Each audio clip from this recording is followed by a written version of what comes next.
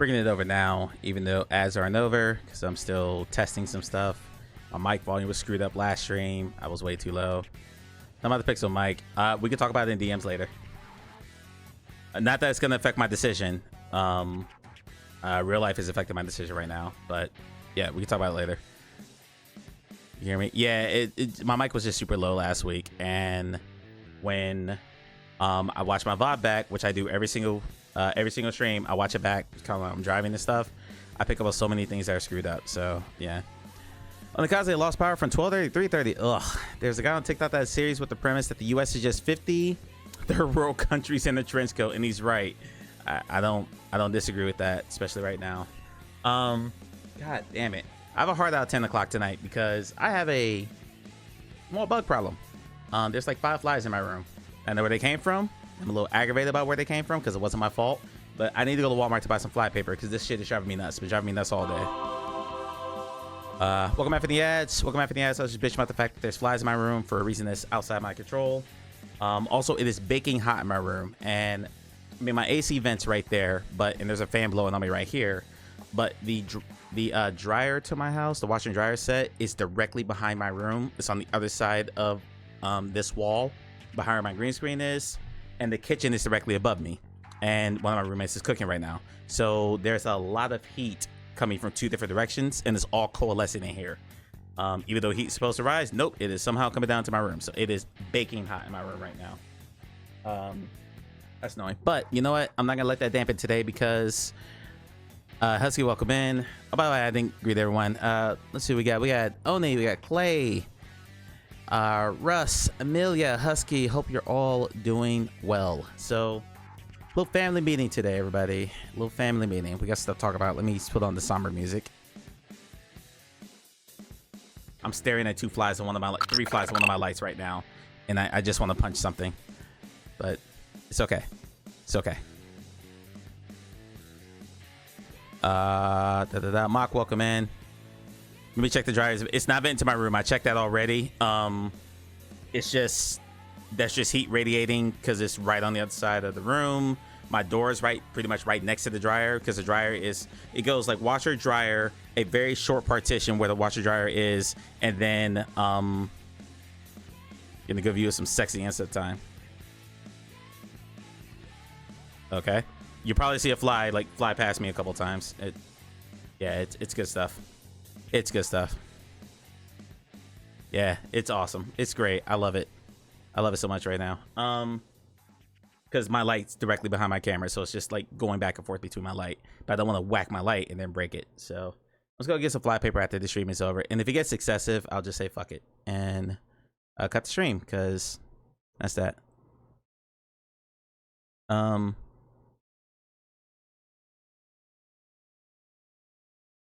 Oh, is it? Gotcha. Okay. I mean, well, they better not be fucking because I don't want any more flies in here.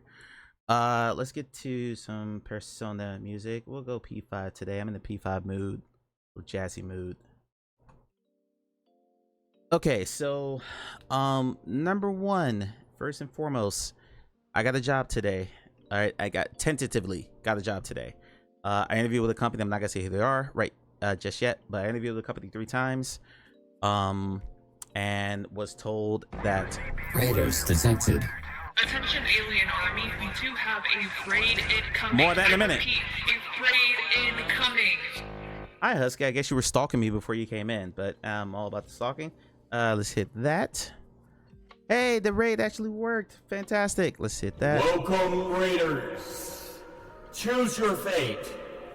Watch the show or watch the show. Thank you. Play more Half-Life 2 VR, and according to Alex, we didn't do Ravenholm, so we did anyway. Nice. Matt, welcome in. Yeah, I got a call back saying that they made me an offer. I already accepted it when I filled out my background check information, and that will take 1 to 2 days. But barring, you know, them finding out that I'm a fugitive from Mexico or something, I don't know. That was bad.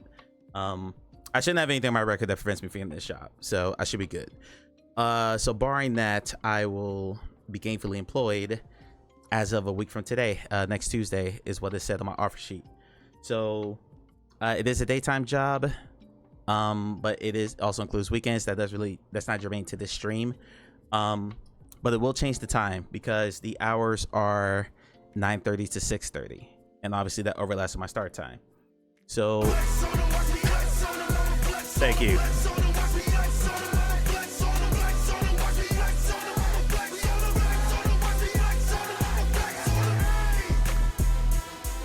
No, only I paid that off last year. You got a job tour this Thursday. I'm fingers crossed for you, man. I hope you get something that you're happy with. So, yeah, since work would end at 6:30, obviously the overlap stream start time. So I'm gonna go back to what it was about 3 years ago, where I just started stream later in the evening. I moved my stream up earlier in the day, pretty much as like divorce was happening. I just need something to fill my evenings a bit more, so I didn't have like kids and dinner and stuff to worry about. And I found myself really struggling mentally, so I started streaming earlier to kind of fill that role. That has kind of, I think I've settled back into that, and frankly it's been hard to start streaming at 6 every night anyway, so this is going to be a good thing overall. So I'm going to say, just for conservative sake, we'll say around 8 or 8:30 will be the new stream start time. And also because I will be training, and because I don't get paid, because I'm on a bi-weekly schedule, so I'm not getting paid for a couple of weeks, but I will be working. I won't be able to Uber as much, so pretty much anytime that I'm not at work, I'm going to be trying to Uber to make sure that I can pay bills and everything until those first couple of checks come in. I would imagine I'm not stable until towards the end of August, until, you know, bills get caught up and everything with the city paycheck coming in. So that means a couple of things. July's almost over, so I can't like run a subathon or anything to make sure I get the Twitch payout, so I'm not really worried about that. But long story short, I may be scarce quite often in August, so it'll be on a day-by-day basis. I will keep to Tuesdays and Thursdays, but if I cannot stream for whatever reason, I'll just let you guys know in the Discord until everything just becomes more steady. My stepdad won't take the only way to get around. Oh, okay, you're sharing the car. I gotcha. So yeah, there's that. Obviously real life has to take priority. Also, this Thursday is up in the air because my brother's birthday is today, and he's supposed to be in town to visit family, including his granddaughter, tomorrow. So my mom, because she doesn't really, sadly with my sister gone, and my mom is wanting to make sure that she sees her kids and everyone as much as possible, which I totally understand. So she said we're gonna get together and have dinner one night. I said let me know which night, I'll be there no matter what. And she was worried about like taking out one of my Uber nights. I was like, it doesn't matter, or my stream nights, and I said it doesn't matter, just let me know and I'll be there. So she says Thursday, I'll be there Thursday, which means that if I did stream Thursday, it'll be fairly late, like 9, 10, something like that. You know, because family first at all times. So, and I've seen multiple other people take time off for family, and I've never understood why they apologize for that, because I guess they feel like they owe their community something. I've never understood that. Like, your family should always come first, and you should never ever apologize for that. So yeah, stream's gonna be up in the air for a few weeks, so please just be patient with me as I work through the process. I got a package over here, so I'll show you my package in a minute, but I'll show you the package I got in the mail in a minute. That's what I meant to say. That Oni, did somebody clip that? damn it, the second that came out, I was like, oh god, Mock's here, Oni's here, someone's gonna grab that. Okay, I thought you opened it when you got it. I opened the box, I haven't opened the actual packaging. Thank you for the clip, Mock. Jesus Christ. Oh man, you saw that come right there. Yeah, it came out and I'm like, oh no. To what I said. Oh no, that yes.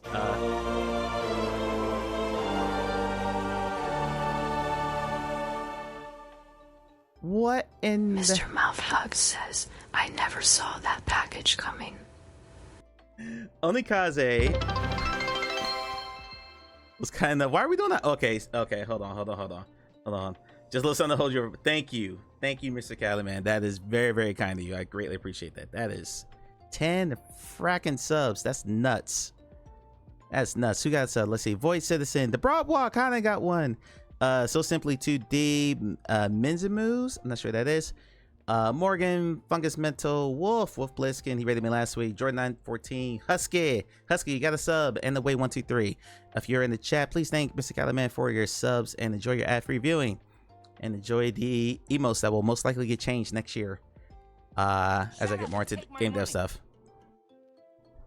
Only thank you for 100 bits. We can chill. We can chill.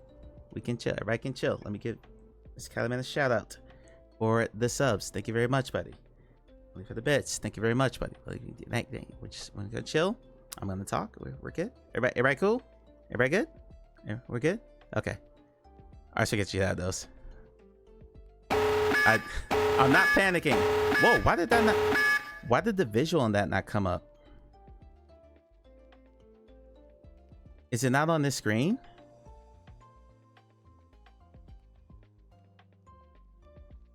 Huh, hold on.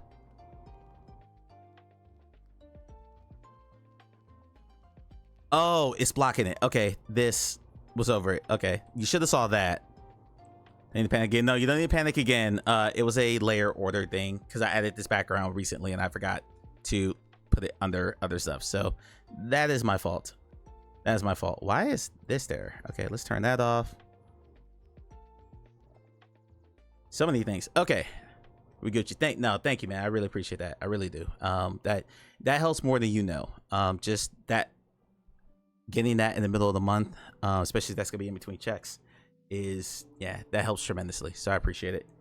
I think that might have put me on the threshold, but we'll see.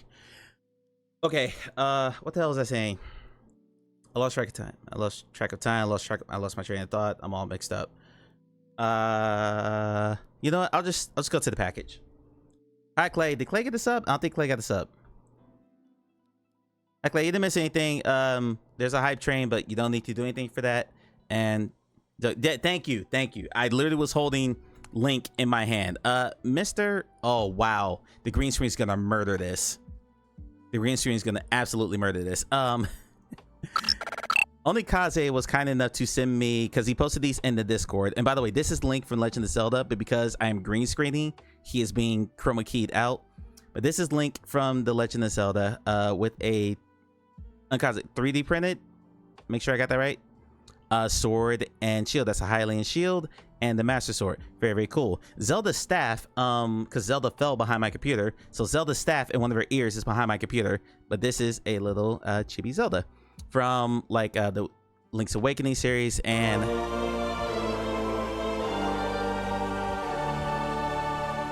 thank you, Anonymous, for the gift sub. You don't have to do that. I appreciate it, but you don't have to do that.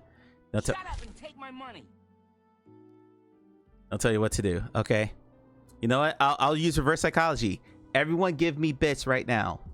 Everyone give me bits right now. That way I'm using reverse psychology, so you won't give me bits. Okay, perfect. Anyway, yeah, but that's Zelda. She has a staff. It is behind my computer. I have not retrieved it yet because I'm a klutz and I knocked it over when I was adjusting my Wi-Fi receiver. But yes, very, very cool. This goes on the desk with let's see. Take my money.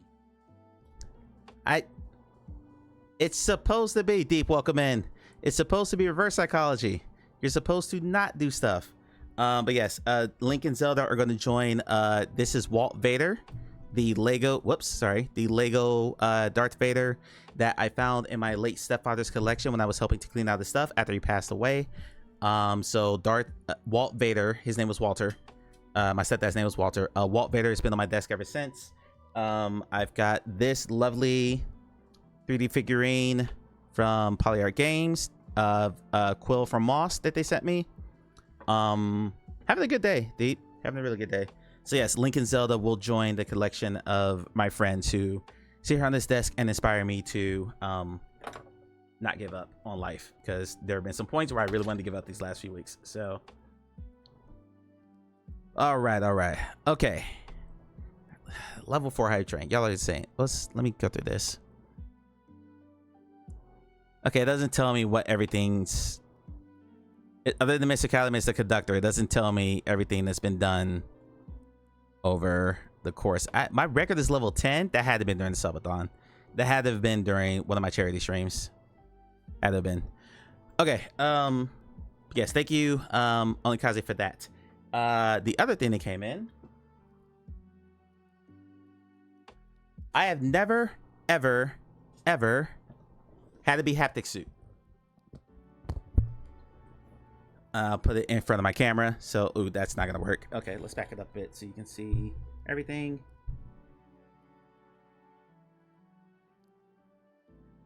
I've never had a Be Haptic suit before. Those things are fairly expensive. This is the new one for Be Haptics that I think drops this week. It is $500. And I've never had a desire to own one because I don't play shooters like that. But there was an opportunity. The award-winning Amelia says, time to visit the haptic water park. Let's stop there. I'm not going back to Resonite for a while. My computer is not behaving, so I'm not testing it with Resonite.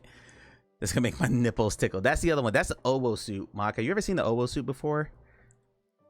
I've never seen. Hold on.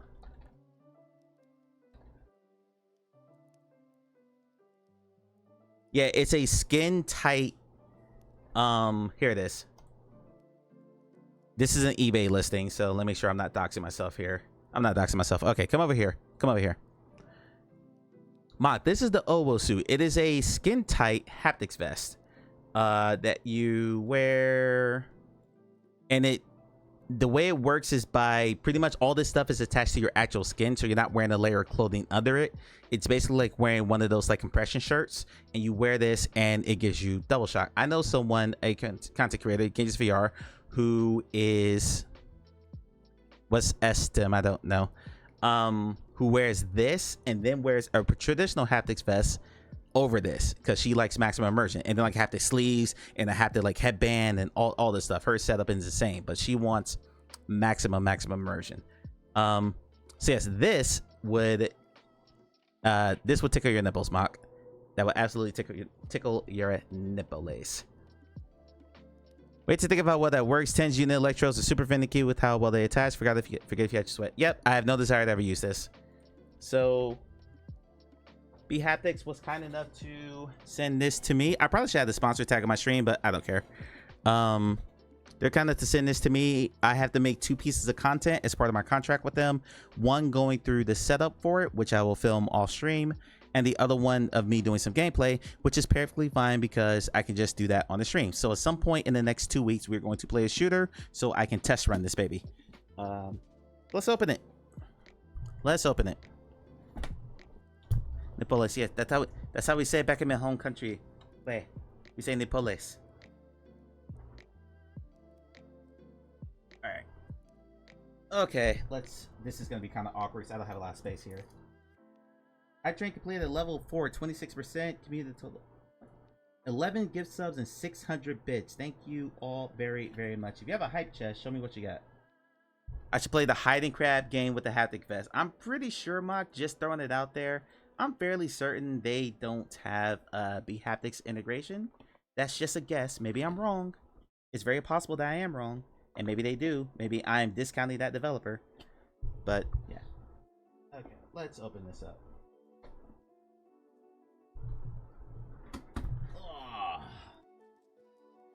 Let's just leave it here. Just like, ooh, look at all this stuff. This looks really cool. Oh, look at this. This is amazing. Guys, you have to see this. Yeah, I'll just hold up like this. Like, yeah. Great content, yeah. Alright, let's see here. Let's see what we got here. Unlock a dimension of experience. Just a little plastic cover. Is this a sticker? These are stickers. Okay. A bunch of stickers from Be Haptics. The Haptics life's just meh. Be Haptics fun really begins. Be Haptics ready. And a whole bunch of sticker stuff. This box looks sick. Look at this. This box is amazing. See how it says Taxu Pro on the box? Amazing. Okay. Wait, how do I get this out? I can't get it out. Usually I have a problem getting it in. There we go. Oh, wow. This thing's heavy. This thing is heavy. Okay, close that. So here's what it looks like. Matter of fact, come back over here. There we go. Okay. Here's what it looks like. The award-winning Amelia says, compatible with ATF. Yeah, after the fall is one I was thinking about doing. We'll see. There's a whole list of stuff that Be Haptics is integrated with. I'm unzipping it now so I can get some of this cardboard out the way. Wake up, be haptics from sleep mode by plugging it into a charger.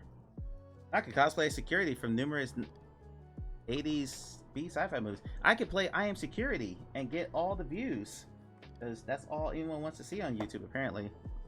So right away I could tell that this is gonna be a problem. There are extension straps. This does extend out. There are extension straps to make this bigger, but I'm a bigger dude, so I don't know if I got the straps. I did request them when I signed my contract, and I don't know if I got them, so I'm still going through the box now. Let's see here, because yeah, I'm a bigger dude, and I'm gonna need this thing to be able to stretch as far as possible, and I don't know if it does or not. So let's see here.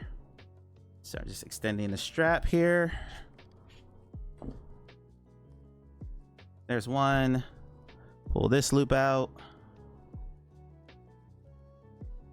Extend this strap. I don't know, it might fit. When I go into VR, I'll try it on. Let's see what else is in this box. Back to the mystery box. Whoa, look, it says Taxu Pro. Let's see, more cardboard. There's probably a charger here. One of these days I'll be a professional. I'll have like an actual like camera where I can shoot down on my desk and you can see everything I'm looking at. It came with 2 little boxes. I'm guessing these are going to be chargers and stuff. Let's see. A quick start guide, a safety and warranty guide, a USB receiver. I'm gonna guess this is for bHaptics has an app that you can plug into your PC, and it shows like where the haptics are firing. That's actually one of the things I have to show on stream. So when I play it, either after the fall or Pop 1 or whatever next week, that's what happens. Just a standard charging cable, USB-C on one side, USB-A. It looks like a 2. That's not blue, so it's not a 3. It's not a power plug. But yeah, that's on one side. And then the other box, I don't know what.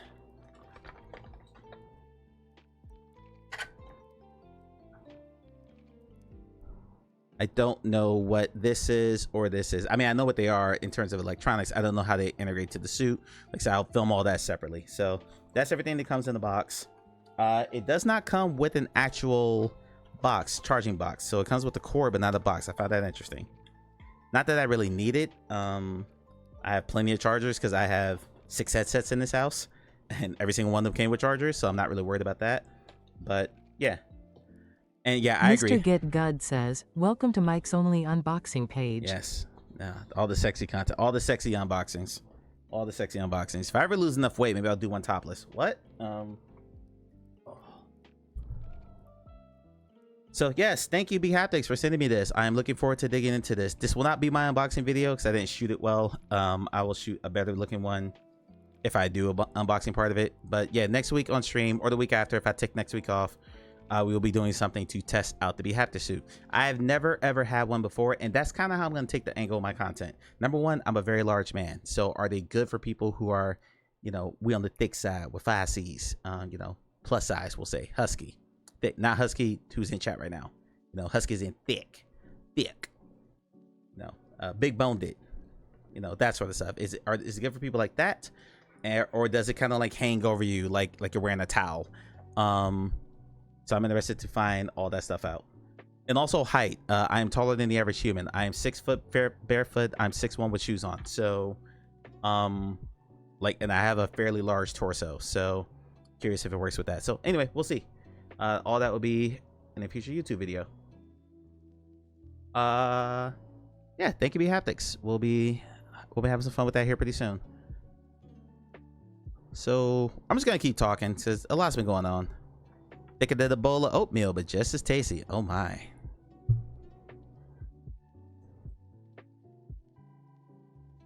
What we're gonna do tonight we are going to do some market research, and that's why it's in the stream title. Hopefully it's in the stream title. I really hope the stream updated.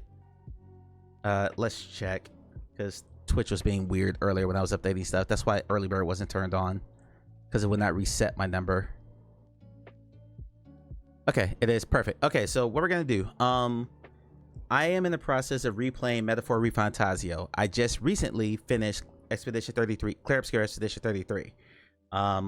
Both excellent games. I like Metaphor better, but I like Atlas JRPGs better. Honestly, they're more my vibe. Although Claire was very, very good. It's just, put them on the chat if you ever feel like this. The more distance you get from a game, the more you start to recognize the flaws in it. And maybe it's because I'm watching, I mod for the Broadwalk / Hanan.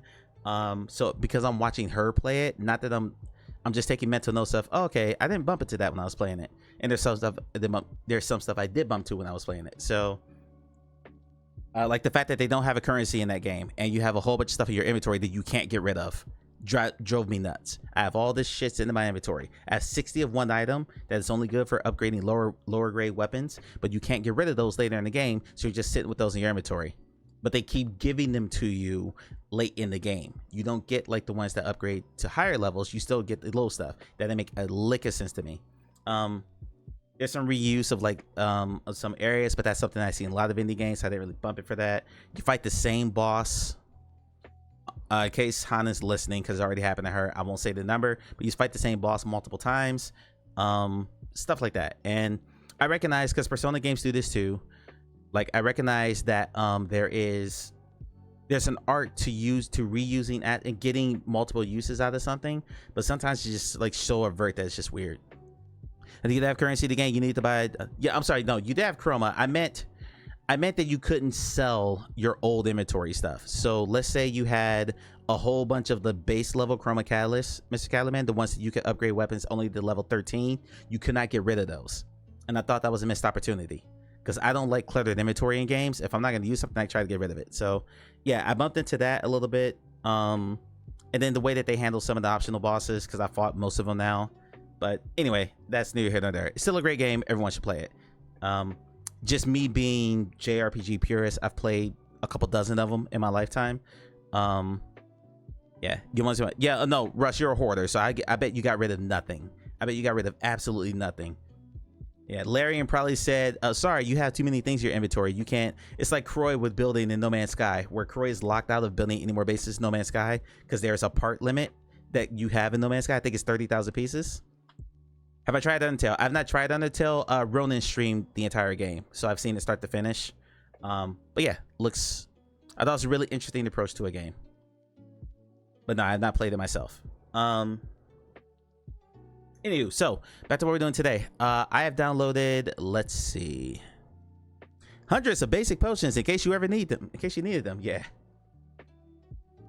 I have 1,000 small potions that restore 5% of my health, just so I can just like ding, ding, ding, ding, ding, ding, ding, ding, ding, ding, ding, ding, and just get like 5% back 20 times.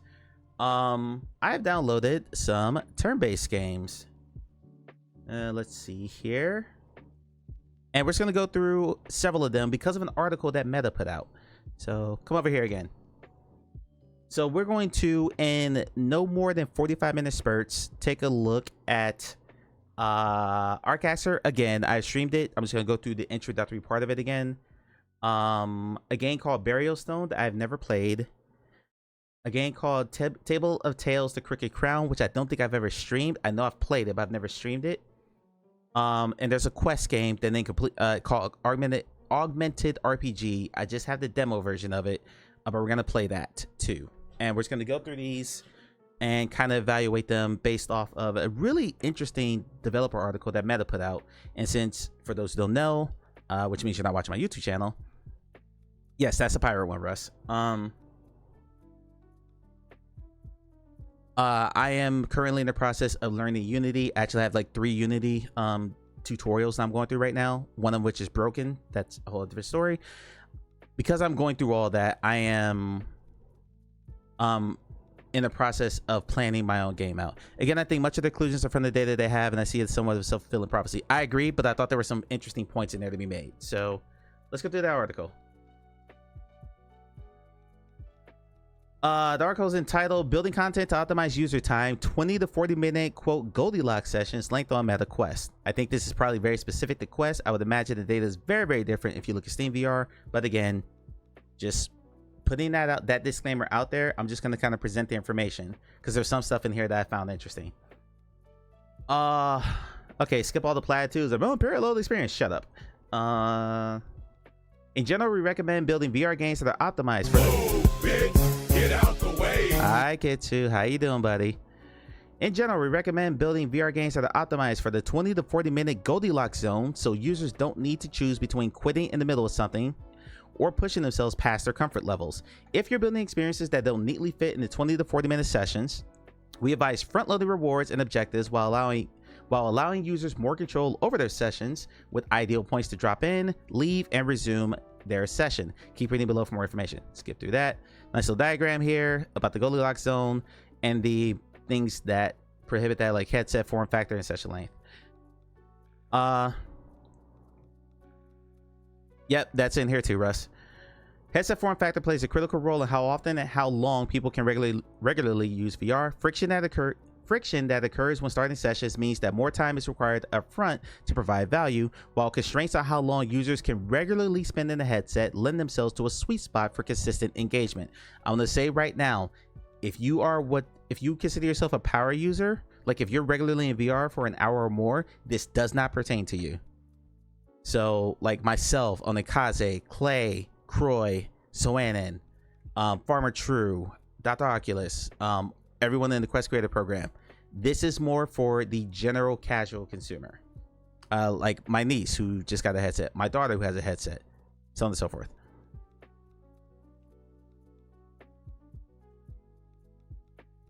That just stalled. Yeah, I'm not surprised. Which is why I'm just going over the information. I'm not saying this is gospel, but it is interesting in several places. So putting it out there and see what you guys think about it. Back to the article. For example, by the way, Clay has a stream VR in about a month, so I'm actually curious how long his tolerance is going to be when he puts his headset back on. Please. Yeah, really curious, Clay. Whenever you get back to Saturday in, I don't know, 2026, whenever you decide you like VR again, I'm curious how your tolerance holds up, because I think when you don't do it for a while and you try to hop in for a couple hours, you're like, oh, I forgot how taxing this is.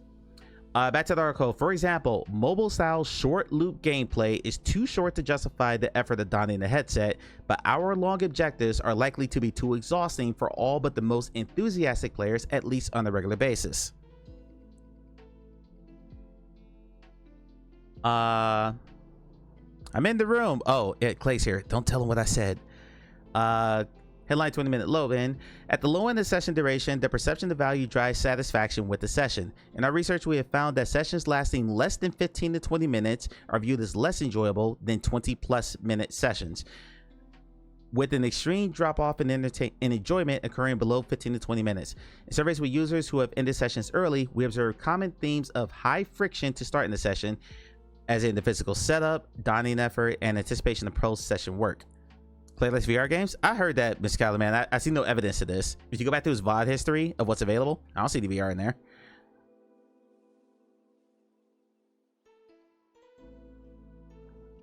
Only that would be correct. I saw a metric that less than 30% of the people who own the Quest have a battery backup. And that number came directly from Meta, pretty much. Not everyone buys a battery backup to extend their sessions. Where was I? Due to this friction, sessions must be long enough to deliver on a satisfying amount of progress, engagement, or entertainment to validate the decision to engage with VR. Actually agree with that point. That threshold is 15 to 20 minutes for most users. Okay. Very short loops, like those experienced in mobile games, you're talking like stuff like match 3 games is what they're meaning here. Very short loops like those experienced in mobile games are not a good fit for VR, and users who have set the time aside for an immersive experience expect more. This doesn't mean that each objective loop should be 20 minutes. I'll read that again. This does not mean that each objective loop should be 20 minutes. Rather, shorter loops, i.e. 10 minutes, that chain together can create compelling 20-minute sessions while providing users with more flexibility. For example, a digital card game may aim for a match to finish in under 10 minutes with daily quests that could typically be done in 2 matches. Yes, but Amelia, you're a power user. You need to remember that none of this applies to you. You are very much a power user.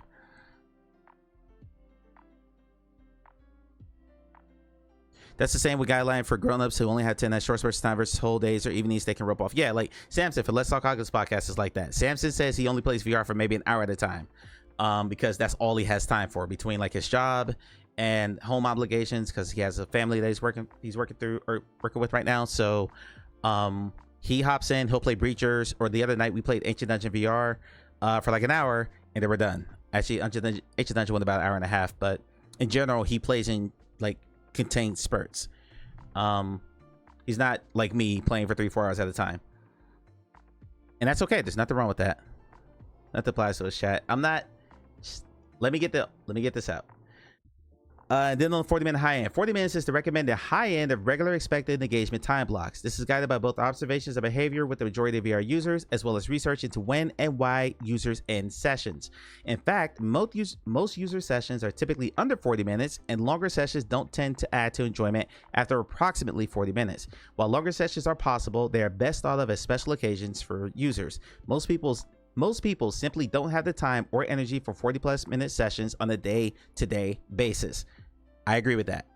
Enthusiasts for anyone who is passionate about a thing will spend tons and tons of time in it. People who kind of like a thing but don't really engage with it on that deep of a level are gonna give less time to it. Like it's lower on their priority list. I know Croy is in VR every day. I'm in VR every day. Not everyone's gonna be like that, even for 40 minutes. This is largely due to current form factor limitations on how long people can continuously stay in their headsets, comfort, multitasking, etc. Form factor considerations largely refer to constraints inherent to VR headsets, like long sessions can be physically uncomfortable. VR is known to cause eye strain and motion sickness, especially in users who are new to the medium. Many current VR experiences require social isolation, physically separating users from others in their physical space. I cannot tell you how much easier demos are with mixed reality. Ms. Calamay, I'll answer that in about 5 minutes. Because I did think about that. Where was that? And battery life is limited and limiting in VR. Russ talked about that a little bit earlier. Not everyone buys a battery backup. Designing with these form factor limitations in mind is important in finding the session length that overlaps with minimum valuable sessions dictated by the content. The combination of these factors leads to a majority of players feeling limited in how long they can or want to remain in the VR session. However, this doesn't, and this is bold and italicized, this doesn't mean game loops and objectives should be 40 minutes. In most cases, shorter loops and objectives, 10 to 20 minutes, that chain together give users more freedom, more control, and ultimately lead to higher levels of enjoyment. By breaking your content into more bite-sized pieces that chain together with a 20 to 40 minute session, users can feel like they've had a meaningful experience without quitting in the middle of something. And I'm going to bring this back around to what Amelia said earlier. When Amelia gave me my Resonate tour, and when she does Resonate tours, we're never in one place for more than about 20 or 30 minutes. We're in and out, and we're going to different things. We're experiencing different content. So this kind of plays into that. It is okay, I've seen this thing, this looks really cool, I'm satisfied with this. Oh, that's cool. Okay, what's next? That is what they're talking about in terms of contained gameplay loops. Here's an example right here. A number of our top games across all genres have core loops that fit within this Goldilocks zone. As an example, in the typical loop of Population 1, the character is number 1, placed in a 3-person squad, number 2, matches against 5 other squads, number 3, begin the match, number 4, reach a win or loss state, number 5, finish the quest and advance the battle pass, number 6, collect the battle pass rewards. All this takes place in about 10 to 15 minutes. This tightened loop allows players to complete the core loop multiple times, chaining them together to play multiple rounds within the typical sessions. There is a meta progression with a battle pass and daily quests tied to performance and achievements, which encourage people to play more matches. This is a diagram of a simplified core game loop. I'm just going to keep reading. And again, Ms. Kalman, I'm going to answer your question because it pretty much gets addressed here in a minute. For meta, generally we recommend keeping the 20 to 40 minute Goldilocks session in mind when deciding how to design content, along with systems that tie the sessions together. VR experiences should not be designed to end after 40 minutes. Rather, it's important to be aware of the natural limits of user engagement when designing loops, objectives, and the overall user experience. There is no one-size-fits-all for how to accomplish this, but we have some tips to keep in mind. The more of these you can accomplish, the more your experience will be, quote, just right, end quote, for VR users. Number 1, deliver on core expectations of the game within the first 20 minutes of the experience. Core expectations, key phrase there. Avoid long tutorials or text that may get in the way of delivering this promise in time. Utilize reactive or just-in-time tutorials that appear only when you need to teach players necessary skills. Incorporate as much teaching into the actual experience as possible and build early objectives or levels around mechanics you want to teach early. And this, Mr. Caliban, that's the answer to that's my answer to your question. This is what got me thinking about it. Start users off with a few short objectives, e.g. 5 to 10 minutes, to provide quick wins while they learn. Foreshadow longer objectives to give players a reason to return. Progressively teach users control and gameplay mechanics as part of the initial objective or loop. Tracks my most played game for the last few years being PES. 10-minute matches I could play, then another, and then pause and come back. Yep, absolutely. I'll pause here and say something real quick. Demio had a massive problem with this. The award-winning Amelia says, wasn't there a show called Short Attention Span Theater? I have no idea. I've never heard of that show. Demio, the original Demio, not Demio Battles, had a big problem with this because originally when Demio first came out and it was just book 1, you could not save in the middle of a floor. And depending on how long it took you to run a floor, I mean, Russ and I play Demio quite often. Russ, at best, we finish the floor in what, 30 minutes? On a good day, 30 minutes. Usually it's about an hour. So if someone is trying to run an entire book in Demio, that's like anywhere from a 2 to like a 4 or 5 hour ordeal, depending on how many people are in there, and yada yada yada. And there were a lot of calls, and it took Demio a year and a half to put this into the game. There were a lot of calls from the community to let them save in the middle of a floor, because especially when you're talking about the co-op experience, not everyone has an hour to an hour and a half, upwards of 2 hours to set aside to play a game with a friend, especially those of us who are working adults. Like Clay, for instance. I've known Clay. I'll just use Clay as an example. I'll use only as an example. Like getting enough people together to run around the Demio. Demio is one of the hardest things for me to get people to play, just because the time commitment there is much bigger than most other games like roguelites and shooters and things like that. Ms. Calaman, how do you think this will affect boss fights and their difficulty, considering Hannah's experience with the long boss fight she was in today? That is something I really have to think about. I don't plan, just because you are in VR, I don't plan on one boss fight in my game ever taking 45 minutes or an hour. I don't ever, that wasn't the plan at all. But this did make me think about a lot of stuff. Let me continue on here. Number 2, focus on shorter loops and objectives, 10 to 15 minutes, that chain together into 20+ minute sessions. Change shorter progression loops together to create full sessions that allow users to play for as long or as short as they want. This looks different across game genres. Hellsweeper is a really good example of this, even though the game bugs me a little bit. Round-based multiplayer games. Matches composed of multiple rounds should be playable in under 20 minutes. Players can then choose to queue up for another match or take a break. Dungeons of Eternity, great example of that. It does not take longer than 20 minutes to run an entire Dungeons of Eternity. After the Fall is another good example of that. You can run through an entire level in After the Fall, Amelia, what? No more than 20 minutes? Some of them are shorter than others. I think the longest one's probably the Tower, just because of the boss fight at the end. But even that one rarely breaks 20 minutes. Like whenever we play After the Fall, we usually get 4 to 5 runs in the stream easily.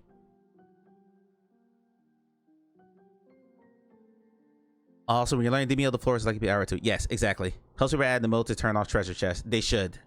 But like when you're doing a run in Hellsweeper, Amelia, and I said this, like, I think the core loop in that is too short, because you spend about maybe 2 minutes of actual like gameplay and killing stuff, and then you spend all that time looping, like looting. So treasure chests should be cut off to like speed that process up.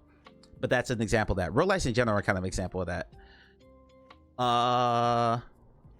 Okay, and then for single player games, ensure levels or objectives can complete another 20 minutes with a sense of accomplishment and clear next steps. My favorite VR game of this year so far is Arcane Age. Arcane Age is it's a linear single player adventure, but it is broken up into, I think, 15 or 20 different areas of the game. 15 or 20 like little self-contained maps, and then you actually like go through a door and you go through a load scene, and then you're in the next map. Each of those areas can be completed in about 20 minutes. That's killing all the enemies and doing the looting, unless you're just wandering around looking at stuff. But each one of those, and I noticed this because their last game, Shadow Legend, which we played recently, was also in that. This is also their observation for now. Things can change and happen in ways with different tastes and styles. Yeah, of course. But right now, this is what they're observing. So I found this fascinating. I'm not saying I agree with every single thing in this. Let me be clear on that. I'm not saying I agree with every single thing in this, but I do think that taking my VR enthusiast power user brain and putting that to the side and thinking about all the people I've given VR demos to, all the people I've met at cons, and how much they're likely to engage, I think there's a lot of validity in this for someone who just is a casual fan and it's not like a hardcore, I'm gonna spend 3 hours in this thing. Number 3, build in regular breaks every 10 to 15 minutes. This one I didn't particularly agree with. Allow players to complete non-headset related tasks, bathroom breaks, getting a drink, talking to someone in their house without ending their session. Breaks have been shown to improve session satisfaction if they're non-disruptive engagement, i.e. they can pause the content, sit out around and jump back in, or break between loops. Breaks do not reset comfort and should not be used as a stand-in for a satisfying end to a session. This I'm a little iffy on. I rarely see someone like I don't know. Yeah, I don't know. That one didn't really sit all that well with me, but again, whenever I'm in VR with someone, I'm with someone who, unless I'm doing a demo, is a bit of a power user. So that's not something I experienced. Maybe I'm wrong. I don't know. That one didn't jump out at me all that much. Number 4, build features that make it easy to leave and return later. This one I agree with. Regular autosave, so players are confident they can pick up where they left off. Let players see how long since their last save or autosave, so they know how much progress they will lose if they leave. Provide information on progress towards an objective or the next checkpoint, so players can decide whether to keep going or to take a break. Clearly remind players of the next checkpoint or objective, so it's easy to pick up where they left off. So if you jump back in, basically like give them a way to say, here's what your current objective is, and this is the general direction you want to go towards. Number 5, tailor recurring quest reward systems to appropriate timelines. This is for, roguelites and shooters, stuff like that. Daily quests should be fully completable within 20 minutes. Additional quests should provide more time for players to earn them. IG provide users a week to complete multiple quests. Population 1 is very good at that. A weekly quest should incorporate checkpoints on multiple smaller quests to allow users to make progress over multiple sessions. Fortnite has absolutely mastered all this stuff. Fortnite's battle pass is like FOMO personified. I gotta log in and do my dailies. I cannot tell you how many Fortnite friends I have that have said that phrase to me. I'm gonna log into my dailies real quick. I played a lot of Marvel Snap for a while, and I was kind of the same way. I will log in just to make sure I got my login reward. Because you get rewarded every 8 hours, you get a certain number of in-game credit for Marvel Snap, and they're like daily missions that refresh every few hours as you clear them out. So you want to see the metrics specifically for Guerrilla Tag, and I doubt we ever see those unless you ask another Axiom, but they'll just tell you we have 3 billion users every month. They're not gonna go any further than that.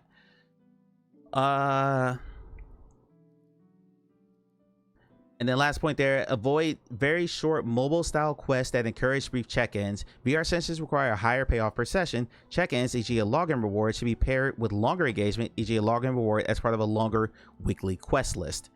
If building for worlds, okay, we're gonna skip that one and go to the last one. In entertainment, ensure that's not game related. That's for like YouTube and stuff like that. So if I were watching the YouTube video on my headset and I put my headset back on right now, I can pick up where I left off on that YouTube video, stuff like that. So the last two are for Horizon Worlds Entertainment. We're not going to read that, but this is the crux of the article. This also brings up the idea of saving during turn-based RPG fight. Should the player be able to save scum in the fight, or can they save based on different phases of a fight? It depends on how long that fight takes. Yeah, it depends on how long that fight is intended to take. If your average player in playtesting finishes in about 15 to 20 minutes, I wouldn't worry about that. I personally, speaking as someone who loves turn-based games and who loves VR, I don't think a boss fight should take more than 15 minutes. There's a fatigue factor that sets in there. Unless you're talking about Demio, which is, turn-based and you're just moving pieces around. But if you're doing the physical exertion, like that kind of sustained physical exertion, whether you're doing like melee combat or you're shooting, like most of the games I have played, and I've played well over 400 games at this point, don't make you physically exert yourself for that long. Think of like rhythm games like Beat Saber and Synth Riders. Your typical song is not longer than 5 minutes. Like they're giving you the physical part of it, and then they're giving you a respite. A turn-based game is a little bit different because you make a turn and you're just letting the animation play out in front of you. My game will be different. My game will have an active part of it. So like instead of like in Persona games, whether or not an enemy hits you or misses is completely RNG. You have no control over that other than leveling up your stats. In my game, you are physically blocking. So I've already programmed it in. So because you're physically active the entire time, I'm keeping in the back of my mind, I don't want these to go more than like 20 minutes. And I thought that before I read this. Before I even read this, when I was like sketching some stuff out and doing running some tests, I was like, it is fatiguing to swing your arms and hold your arm position like that for more than about 20 to 25 minutes. And I don't think that should be a thing. So I'm keeping that in mind. Not just the lane, players may be likely to reload saves over and over if they're not satisfied with how a turn goes. Do you think that may make the experience somewhat easier as opposed to reloading different phases in the fight? I don't think you should be able to save scum like that in a turn-based fight. No. I think just like if you're playing just a straight up melee combat game, and you make a mistake, that's just something to keep in mind for your next run. I don't think you should be able to like reverse a turn. No, that'd be like reversing turn in the board game. I don't think that should be a thing. Not just in turn-based games, period. Some people, and the reason Miss Calumet and I are talking about this because this came up during Hana's stream because she is in the middle of a very long boss fight and she fought this boss 7 times and she couldn't win, but each attempt took like 30 minutes. And we're talking about like the difference between that type of fight and playing like a Souls game where each attempt takes, you know, maybe a couple of minutes, and you can do the same Souls fight roughly, let's say 50 to 100 times in the same time it took Hana to do 7 runs at this one boss fight tonight. And we're talking about the differences between that and how some people are built differently. I don't want to shoot, or I don't want to fight the same boss 100 times in 4 or 5 hours because I take losses very, very hard. So even though hello Mike, okay, thank you for the lurk. hello I think it's down to the person individually, but like because I tend to dwell on fights. Yes, Clay, watch the last hour of Hana's stream. You will really enjoy that discussion. Because I tend to take losses very, very hard. I used to cry when my brother would beat me in Tecmo Bowl when I was a kid. Like, I don't handle losing in a game very well at all. I don't. So for me, a turn-based game where, well, there's a bunch of different reasons. Like, I also like strategy versus like physical skills because I've never been an athlete. I've never had fast muscle fibers. That's never been me. But if I can out strategize you and win that way, that to me is a bigger serotonin boost than if I know how to hit the combination faster than you do. Like, that is my that is my thing. Like, if I can win based on pure, like, just on like, if I can win from the power of my mind as opposed to how good the dexterity my thumbs is, that to me is a more satisfying play loop. But that's me. Get back to Mr. Callan's point. I don't think you should be able to rewind the turn any more than I don't think you should be able to, oh, I mistimed that parry or I mistimed that dodge in the Souls, like, let me rewind that so I can hit that dodge better. No, you made a mistake. Just move forward. I don't think that should be a thing. Hey, Awful. Yeah. Clay, my last boss fight in Sekiro took me 100 tries. Is that Ishin? The final winning boss attempt took me 8 minutes. Yeah, I can't do that. I can't do that. I cannot imagine losing to the same boss. Why do you get, like, we've joked about being scared of Souls likes. I am legitimately afraid of crashing out if I have to fight something that often. Yeah. Like that Did somebody clip that? I don't know why. I guess I said the word clip. Or is my voice command though? Hold on. Come back over here.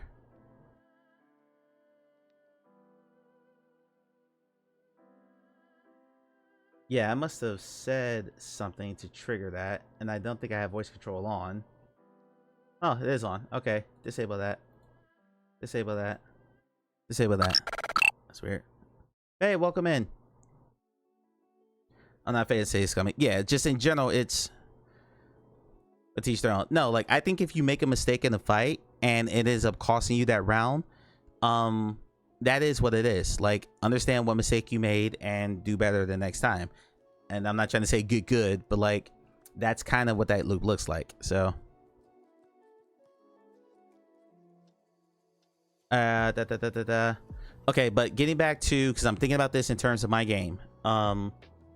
When I played Persona 4, it took an hour. I went back and checked. It took 1 hour and 41 minutes from the time I first booted the game until the time I got into my first bit of combat. That was 101 minutes of story. That's before I got to the first fight, and the first fight is a tutorial fight. So by the time I had full control over my character and I was allowed to lose the fight, like the game wasn't hand holding me through, was over 2 hours. I think that's too long. It's my one complaint about that game.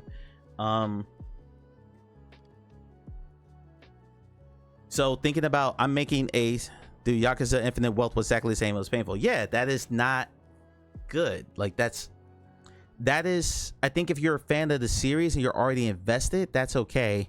But I'm thinking about like Zelda games. When Zelda Breath of the Wild starts, Link... Mr. Get Good says, Get Good. Exactly. When Zelda Breath of the Wild starts, and I'm a massive Zelda fan, you wake up in this hyperbaric chamber because you've been asleep while your body was healing for 100 years. You walk out, and immediately, like after you exit the cave, which takes maybe 5 minutes because you go through a tutorial very quickly to show you how to move around and control your camera and stuff. When you exit the cave, there's this big wide pullout shot of all, not even all of Hyrule, just the Great Plateau, and it looks freaking massive. And that's just one very... We got that as in 2 minutes. That's just the plateau. That is a very small part of the area, but you're like, oh my god, look at this world to explore. And within about a minute, you meet another character who tells you what your first objective is, and within about 2 minutes after that, you have your first fight. So within the span of about 20 minutes, you've been given, here's wide open world, here's your objective, here's the combat, boom boom boom boom, you're in, and then you're sold. When Final Fantasy 7 starts, it's about the rebirth or the remake or the original. See, man, welcome, man. How you doing? We're having to talk about gratification in gameplay sessions because Meta wrote up this blog that we're just kind of breaking down. Oh gee, yes, okay. It's been, I mean, I haven't played this since I originally beat it. I'm good. I got a job. I got hired today. I'm waiting on the background check. So thank God. Thank fucking God. My nightmare may soon be ending. Probably by the end of the month. Hopefully I should be good. Okay, so anyway, thinking in terms of what I am trying to build, I am very cognizant of, I'm making a turn-based combat game. Yes, there is story built around it, but especially when it comes to VR and I'm having someone just like stand there, I need to kind of get to the point a little bit quicker. Which I wasn't planning on opening with a cutscene anyway, because I'm going to have to design all of my cutscenes in Unity, so they're not going to look very good. I don't have the Blender know-how to like make full-on render cutscenes. But in my mind, like just going through, like when I was thinking through, okay, how's this game going to start? In the back of my mind, there's going to be a very brief, here's what this world is, a very, very, very brief introduction to the world. And then you're going to open up in the room. I've had this scene plotted on my mind for a very long time. You're going to open up in the room where you already can move around and like interact with the world. And someone's going to be banging at your door. The lead character's name is Reeve. Someone's going to be banging at the door and saying, Reeve, we got to go. We're being attacked. You open the door to an NPC. Actually, not even an NPC. You're going to play as him in your party in a minute. You open the door, you as Reeve say, hey, what the hell is going on? Where's my dad? Said character says, all right, on the battlefield, let's go. And you and this character run out and into the battlefield, and then you go into your first fight right away. And that first fight's a tutorial fight. So within like 5 minutes, I've established that number one, that NPC does not look human. So I've established that you're in a fantasy world. You're going to walk out into this medieval fantasy looking village where there is a monster attacking a bunch of people, including your father, who becomes a playable character at that point. So you're already into the combat within, I'm going to say, 3 minutes. Every day's great and you're too nice. And we're in ads right now. That's why you had this email. Yes.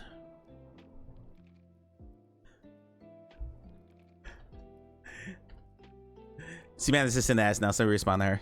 Wake up, sleepyhead, your best friend's waiting for you. Almost every other JRPG. Yeah, well, okay, no, actually not, because Atlas JRPGs, Shin Megami Tensei, the Persona series, Metaphor, they're all bad about that. They all, to a person, start very, very slowly. They establish at least 2 to 3 characters in the world before you even sniff combat. Metaphor was probably the fastest moving one of those examples. Actually, no, P3 Reload didn't do it. Persona 5 didn't do it, because Persona 5 you start the game being interrogated. Persona 3 you start out in the dream state. Persona 4 you arrive at Inaba and you meet your uncle. So yeah, and then in Metaphor you start the game on the train gets attacked, but none of that is even in, like, you're not in control of any of that. And then you run through an overworld avoiding monsters because they're too overleveled for you to fight. You come into the city, you meet another character, then you get into a fight. Metaphor takes a good, I'd say, good 45 minutes. Hey Carrie, before you get into your first battle. Carrie, welcome in. Final Fantasy 9, you do a whole play. Yeah, so that's my point. So coming back to this whole thing, as I am thinking about how my core loop's gonna go, because one of the things is, and this, I think good JRPGs do this, is giving you like, as you're looting a dungeon or a castle or whatever, you're getting rewards. You're finding loot, you're finding items like healing items and stuff like that to add to your inventory. And more importantly, JRPGs have leveling up systems. So most good JRPGs that I know have you level up within your first 3 fights. So you immediately go through, okay, I just leveled up. That is a passive reward that you're being given. And sometimes you get a new ability, or sometimes you'll find a new weapon. There's something that you're being given, at least in good JRPGs, fairly early in a game. And that's like here's a serotonin boost. Oh, I want more of this because I just got leveled up, or I just got a new weapon already. Look at me, I already beat this one boss. Like, good JRPGs are very, very good at that. It's one of the faults I give Atlas games. They're not good at giving you some kind of satisfaction early on to spur you to keep going. And I know a lot of people who have bailed on Atlas games, Persona series, SMT, Metaphor, because they take a while to get going. Baldur's Gate 3, having seen that game start, I've not played it, I've seen it now start to finish 5 times. In Baldur's Gate 3, you were in the fight after the first cutscene. So you were in your first fight inside 10 minutes. The first 10 levels of a JRPG are the easiest to get, specifically to hook you into the game as a consistent reward. Absolutely. Absolutely. And I've already mapped out the leveling system and stuff. Welcome back from the ads. MMOs do the same. Yes. 100%. So as I was going through my design document and I was writing out who gets what at what level, because I'm not allowing the user to buy their new upgrades because I'm not going to have that many upgrades in the game. I just don't have time to do all that. Introduce you to the options and mechanics. Yes, correct. So you're gonna, like, in my game in Project Ace, you're gonna get magic very early in the game, and I'm going to teach you how to do magic. Okay, so your first spell is you get Fire 1, which is like a low power single enemy fire attack. All of mine are motion based. So for instance, for Fire 1, I already programmed the motion for this. It is a concentric spiral in. So you'll start really high out and you'll circle once, and then you'll circle in, and then you shoot the fireball like that. It's already been programmed. It's already built. That is a very simple motion to teach you, okay, every magic thing that I do is going to involve some sort of hand motion, whether it's bringing hands together, whether it's thrusting hands in and out, that sort of stuff. But I'm giving you access to magic early, so you're not just doing swords and shields for the first 2 hours until you get your first magic spell. You get it when you fight that first training enemy. But to that point, I think as I'm thinking about, like, what works in VR versus what works in the JRPG, there's some stuff that don't mix with one another, and this is one of them. Like, I can never ever get away with having you act out a play like a Final Fantasy 9, or hey, welcome to the town. I'm the person that you're staying with. This is my precocious daughter, Nanako. Okay, now you're going to start school. Now you're going to meet your teachers. Now you're going to meet someone who's going to be your best friend later in the game, but you don't even know his name for another 30 minutes because he just falls off a bike and then he apologizes. Then you meet 2 girls. You still don't know their names yet. You meet Chie, Yukiko, and Yosuke very, very quick in that game, but you don't know their names until about 30 minutes. Like, that's something that I know I can't get away with. I got to get to the point a little bit faster and get to the options and introduce mechanics and stuff like that. I think it could be done, but that's a much longer and more involved process. Yes, but I think if someone only plays your game for about 20 minutes, and there are a lot of people who only play VR game for 20 minutes for this side, they're going to keep it or not. We're going to do some of that tonight, actually. And you haven't given really, to me, any game that's not like a longer form story game. But if you go into, let's say, a roguelite, for instance, and you're not getting some kind of perk or buff or something within the first 15 to 20 minutes, then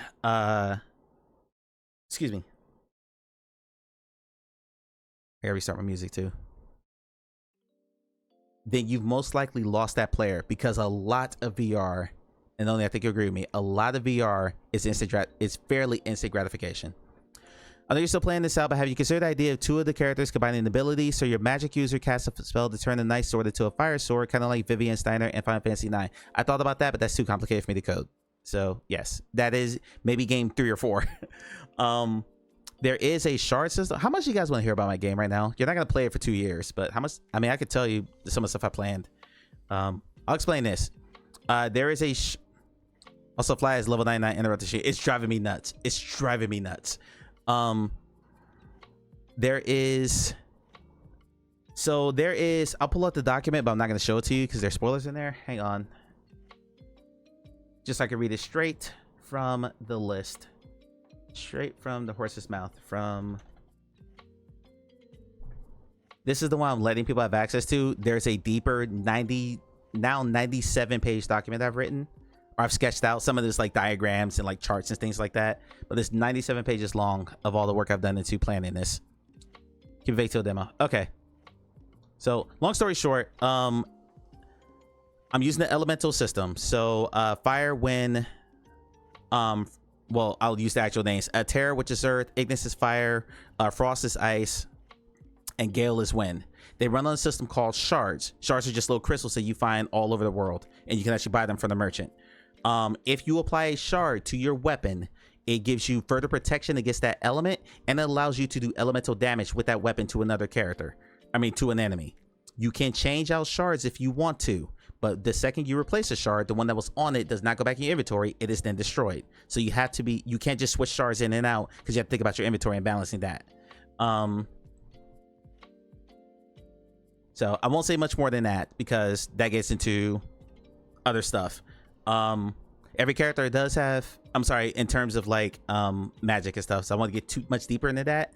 But yes, you can turn your weapon into an elemental part. Having said that, every character has an elemental weakness and an elemental strength, something that they're strong against, that they're resistant against, and something that they're weak against. If you put a shard on your weapon of your weakness, it will help you guard against that weakness a little bit better. But so you could either go in the direction of, I'm going to ward all of my characters against their weaknesses by equipping the shard of that element on their weapon, or I'm going to strengthen what their affinity is. So Reed, the lead character, his affinity is Terra, which is Earth. So if you put a Terra shard on Reed's weapon, you're making all of his Earth spells much stronger. You're augmenting what he's already good at, and that gives that introduces play variety between, do I guard my characters against what they're weak against? Do I strengthen what they're already good against, knowing that, you know, there's another support character, there's a whole system there. So that's the quick version of the only real VR streamer says, I love that you're building this. Yes. And you can apply multiple shards to a weapon, and there are 2 levels of shards, but that depends on where your weapon is leveled at. Everyone in the game starts with a level 1 weapon. As you level up, because I'm not doing multiple weapons in the game, and that is purely from a standpoint of I don't have the mental capacity to program that many different weapons in the game. I think ARPGs do that. So you have one weapon, but the weapon itself can level up. And the way it levels up is that your damage on it increases, your resistance to your weakness increases, your affinity for it increases, and you can hold multiple shards. So I can put 2 Ignis shards on my sword, and that makes me almost invulnerable to fire, if that makes sense. So yeah, so it's a workaround of a min-max system, to Caliman's point. And thank you, Clay. My God. Yeah, I gotta figure out what's in my room. Anyway, so I've thought long and hard about that, but the other thing I thought about was, how early do I introduce the shard system? Like, when do I introduce the shard system versus when do I introduce magic versus when do I introduce like weapon scaling, which is when do you level up first? Like that first, I think 30 minutes of my game is going to be crucial for me to keep people invested. And part of what we're going to do tonight is look at, does the first 30 minutes of what I'm doing right now invest you to keep playing? And we're going to do that for all these other turn-based games we're going to check out tonight. So also reduce the amount of assets to build as far as different versus weapon. Yes, 100%. 100%. Like there are games that give you, and they say it's because it plays to different play styles, and I get that. Like for instance, we're playing Grimlord. We're gonna get back to that eventually as soon as it's not boiling hot in my room. Grimlord has over 80 weapons that you can get in the game. When you talk about all the different configurations of axes versus axe handles, you know, sword hills, sword lengths, things like that, there's 80 different weapons that you can create in the game. So there's, and all of them have like blunt versus stab versus, you know, slice type damage. So there's all these different configurations you can go through. And there's a skill tree, very, because Grimlord is aping off Souls-likes, so it has a very Souls-like, like circular, like multiple branching skill tree. Mine is more simplified because I'm also very wary of how much menuing people have to do in a VR game. And since I'm sorry, I keep looking away because there's a fly flying around. I'm sorry. Because I am very cognizant of there are people who don't really like doing a lot of menu based stuff anyway, and I've watched several people play Clair Obscur at this point, and they kind of bump into that. The only real VR streamer says, I'm going to say this as a non-expert here, but as a VR fan, I love that you're putting a lot of thought into the mechanics. Make sure to remember how you want the player to feel in your game. Focusing on feel can turn a good game to a great game. Yeah, I thought about, thank you Clay for that. Like when I was first doing the first prototype of the turn-based combat system, which is already built to a point. There's like 4 mechanics I haven't put in yet because I'm still learning how to do those. The last thing I wanted to do is, I need a can of hairspray. I might buy one when I go to Walmart tonight. When I was going for constant overwhelming dread, correct? Not so much that, just I think in a turn-based game in virtual reality, you have to engage the player during the turn. I cannot have an enemy come at you and be able to hit you or not hit you, and you have no control over whether or not that happens. I think that's inherently going to make the game a little bit easier, so I'm going to have to level scale the enemies to account for the fact that someone who is really good at melee combat in VR can absolutely no hit the entire game. So I'm going to have to level scale the enemies to figure out ways to get around that. And I have a system that I'm not going to display. We'll talk about that when we get to the demo in about 8 months. That will hopefully work around that. But I'm not going to have an enemy walk or leap towards you and be able to swipe at you, and you can't do anything about it. So I had to introduce a blocking system. Then I was like, okay, really, really good players will be able to block the way out of everything. So how am I going to get around that?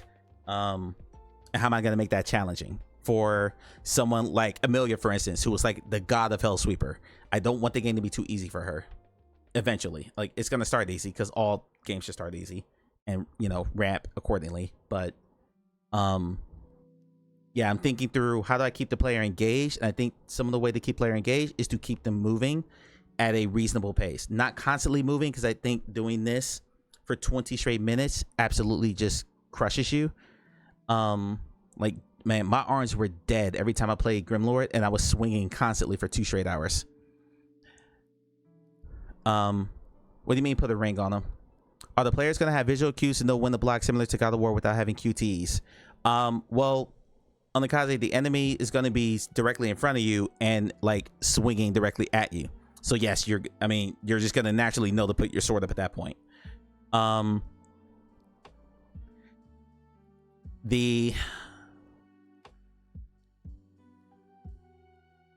Actually, I've told enough people this, so I could talk about it. Okay, I'll talk about the party system, and then we're gonna go play some games. So the party system, it is a 3-person party system, but you only attack with 2 of them. If you ever played any JRPG, so like Oni, Clay, Caliban, anyone who's played JRPG will understand this. You typically have like soft, kind of passive designated classes. Generally, you're gonna have 1 or 2 people as a damage dealer. And you're going to have someone who's your designated healer, someone who's going to buff. Amelia says, the other one is there for color commentary. Something like that. God. But yeah, you're going to have different, like you have a character who's kind of like, you know, your character that you use to buff your other characters, stuff like that. I'm taking that entire role and I'm I'm codifying it into a part of the party system in this game. So there are 3 characters in your party. 2 of them are going to be designated as what's called the front line. Those are going to be the ones that do all of your attacking. They're 2 characters spaced equally apart. They're like this far apart. Right there in the middle, but further recessed back, is your backline character. Your backline character is the only person that can use items. Your backline character is the only one who can apply, not the only one, the other characters do buffs, but generally they're going to be ones responsible for healing. They are also, and this is why this system exists, they're the ones responsible for blocking AoEs. Because when you go to block an attack from an enemy, since you're playing as more than one character, which is something that doesn't really happen in VR. When you play a game in VR, you play as one character at a time. That's it. One of the tenets of turn-based combat is that you are playing as multiple characters all at once in a fight. You are going from, just use Claire Obscure as an example, you're going from Verso to Monaco to Lune to CL. You're not playing as one character the entire time. So you're going to be switching characters, and I'm still working on the camera switch to make sure that's not jarring for the player, like making them throw up or anything. But that created a problem with how do I handle AoEs, because if you can block every attack, but if an enemy throws an attack at you that can hit all 3 of you, how do I account for that? And I couldn't figure out a good way, except what if I had one character whose only job was to block an AoE, and then I expanded into what became the backline character. So the backline character, if an AoE is signaled, and to Oni's question to Miss Calaman's question a second ago, are there going to be visual cues to know when to block, similar to God of War, without having QTEs? When an enemy is about to either hit an AoE or hit a character that you were not controlling at that exact moment, there's going to be a sound cue. And shout out to Brand VR for giving me this idea. There's going to be a sound cue and like a visual cue telling you, hey, you are about to switch to another character. You will then switch to that other character so you can't defend it. I hope that will make more sense when they play the demo. I've already I know that was a lot of talking, but it'll make more sense when it's actually played. The first kind of prototypes I built, it was jarring to switch characters, so I had to put in some sort of cues to make sure that made sense, and it's not, the player knows what's about to happen, so it's not disorienting, if that makes sense. Because if you're just going to play as one character the whole time, and this is one problem I have with Arcaxer, that to me kind of takes the fun of a turn-based system. If I'm playing as one character the whole time, just let me fight the guy. Why am I standing here waiting for him to attack me? Oh. I'm looking at 8 sitting on my light right now. I'm looking at 8 of these little bastards. I'm gonna bottle of hairspray, and I'm getting some I'm getting a bottle of hairspray. Should it be aerosol, Faye? Should it be aerosol hairspray? Or like the water squirting style? I need to know. So I'm going to Walmart right after this stream is over. And I'm fumigating my room. So yeah, anyway, long story short, that is use air freshener for bugs before. Explain. I'm curious. Get a trial size of Aquanet aerosol extra hold. Okay, let me write that down.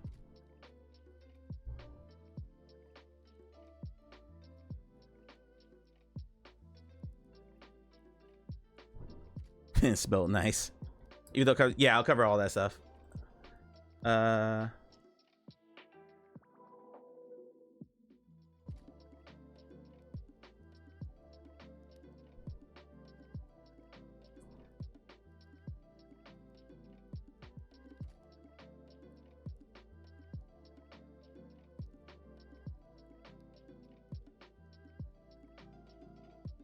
There we go. It's not getting a full cancel. Yeah. Then trial stuff will be cheaper too, for sure. So is all this gonna work? I have no idea. That's why I'm gonna build a prototype. And before it ever sees the light of day, I'm gonna be hitting out our friends who have VR headsets and be like, hey, can you run this prototype for me? The main goal right now is to build what I call the tutorial run, which is what takes you through the steps of the combat and then allow you to do like 1 or 2 fights by yourself. That is the prototype I'm trying to build right now, and then that will be sent out to, like, I'll send it out to like Oni, Clay if you want it. Miss Calaman, we'll have to talk about what your setup is. You have a Quest 2. I'm not building this game for Quest 2, so I'll need to know if you can do it on PC VR. But yeah, I'll be sending out prototypes to people to test it out and get feedback, and then iterate on it again. If I don't get the combat right, there's no point in me making this game, none whatsoever. So I'm trying to get that nailed down first before I even think about anything else that happens, whether it's in like the starter game or the full version of the game that comes out, you know, 2 years from now. So yeah, there will be multiple trial runs with people that I trust. And I'm not thinking about, like, I have a whole bunch of stuff saved on the asset store that I hope to buy down the line. But right now it's about getting the primary coding part right and making sure nothing breaks. And then it's getting just some basic enemy models in the game, enough for me to like basically test it. So you might fight the same thing 10 times, which just, it is what it is. There'll probably be like one enemy that does magic and one enemy that does melee attacks. And you might fight that thing over and over and over again, because I'm going for feel, not so much for variety. And then if that works, then I can expand on it and build the other stuff. But I do not want a game with boring combat. That is very, very important to me. Because none of the story is, I think, especially in VR, if the gameplay is boring, nothing else matters. You can get away with so-so gameplay on the flat screen game if the story is really compelling, or if the game is like graphically absolutely gorgeous. Go with the Sub-Zero reptiles. Oni, you're way ahead of me. Matter of fact, I'll show you something. We might not even play a game tonight. We might just hang out and chat the whole night. What the hell? Yeah. Let's show you some things.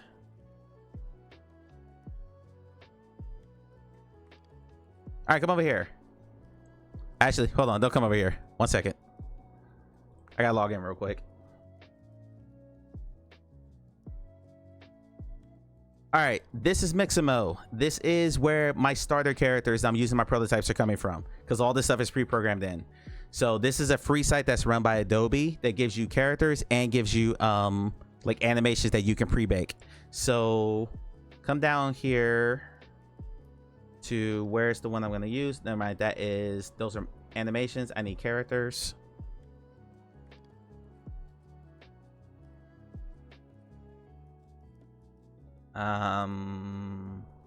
We'll use Arissa. We'll use Arissa. No particular reason we're gonna use Arissa. We'll just use Arissa. Hi Arissa, how you doing? This is Arissa. Right now she's in T-pose because all these characters start in T-pose. But if you come over to,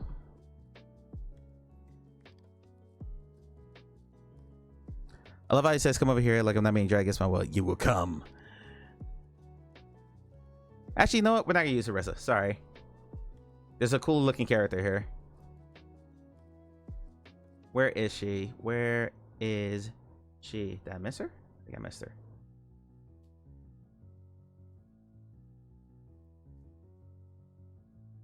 There she is. This is Nightshade. Where's Noob Sabat? Not in this game. Okay, this is Nightshade. She's in T-pose now, so let's switch her animation up. I love that they have capoeira poses here. So now she's doing capoeira. Let's go to fantasy, because that's where all the spells were. Will the complexity of the characters affect game performance at all? Yes. You do this with Mechanin too. Yep, I already have a whole bunch of Mechanin animations already saved. I just didn't have character models. So I'm using Mixmo to get some basic character models. But yeah, there's a bunch of free I think I have 100 Mechanin poses downloaded from the Unity asset store in my assets already.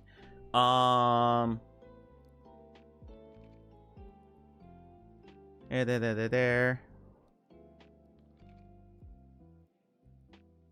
Okay, so here she is raising up, and then wait, I'm sorry, she's tossing up a spell. Let me get a better looking one. And then right where there we go. Okay, she reaches up and then she slams down to the ground and like pulls up from the ground, slams towards you. You should be able to block that.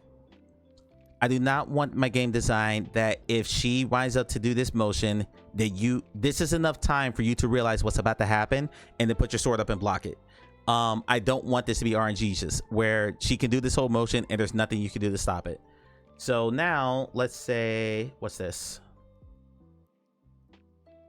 Okay, so now there's this motion where she pulls up from the ground, wheels up her attack, and then like shoots up to the sky. I've been building up motion libraries for the past decade, stuff from earlier projects. We're gonna talk then. This is probably something that we use for AoE because this is something that would like rain down fire on like your party. So at this point, just before she finishes this motion, because you can slow down the animation of it. Like right now this at 100% speed, so I could trim this down to her running at 50% speed midway through the animation. Basically, when she starts this motion, there will be a sound cue or something that tells you, hey, this is an AoE, you're about to switch to your backline character. Then the game will blink, basically go black for half a second, and when it comes back, you'll be in your backline character, and then you can block it. I got all that in except the actual sound effect that cues you, and the move, and the actual, because right now it just automatically switch you to the character. There's no fade in or out, anything like that. I haven't put that in yet, but that's how that works. But yeah, there's a bunch of models in here. I can give her orc walk. There's death animations in here. Like here's a flying back death. So yeah, you can download any of these character models and any of these animations, and then program, and then you can rig them using Unity to put them into your game. So for my prototypes, I'm not building anything in Blender until I'm ready to build the full game. All of my prototypes are going to use stuff like this. Is it going to be enough time between the attack and switching characters for the player to respond though? That's what I'm working on right now, is that balance. If something is an AoE, I like how some games actually like give a flash text warning. Persona games give you the name, I'm sorry, all Atlas games give you the name of the actual move. Like Claire Obscure, for instance, doesn't say, oh, she's about to do all like the meteor rain attack. Instead, she just says, such and such summons void meteors, or such and such does a long combo, or such and such does a short combo, and that is enough time to give you to figure that out. You can also layer poses on top as well as add physics. I'll just say the driven skeleton attack, weight artifact. Yep, I am learning through all that right now. That probably won't be in the prototype, because that'll be refined as I go along there. But the prototype will basically be, I have all the basic animations for like 2 characters, so they have a death animation, stuff like that. Let's go to Asset Store.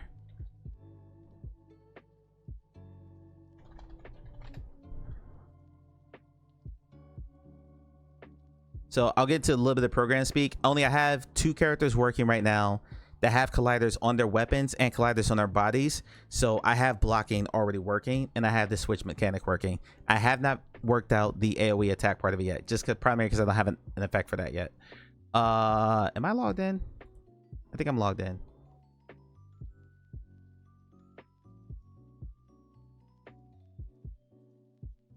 Okay, so if I come here, these are all the stuff I've downloaded so far. Every single one of these is free except for one thing that I've bought, because someone bought it for me. So let me find something that has animation attacks, like a few of them. I think who was rigged already? This guy, this creature crab, I think is rigged. No, creature crab was not rigged. I'm about to rig that. Was the orc rigged? I think the orc is rigged. Go to full details. And I don't even know if this is gonna end up in the game. I'm just grabbing the stuff that's free. And damn it. Okay, I guess you're not rigged either. This is getting worse by the minute. Like I only started with a handful, and now I'm just seeing them all over the place. There's, yeah. I'm a little aggravated right now because I know why this happened. It has nothing to do with me. It has to do with one of my old roommates who left. One of my old roommates left something in their room that should not have been left. It was some old food, and it attracted a bunch of things. Okay, so like here's a mage.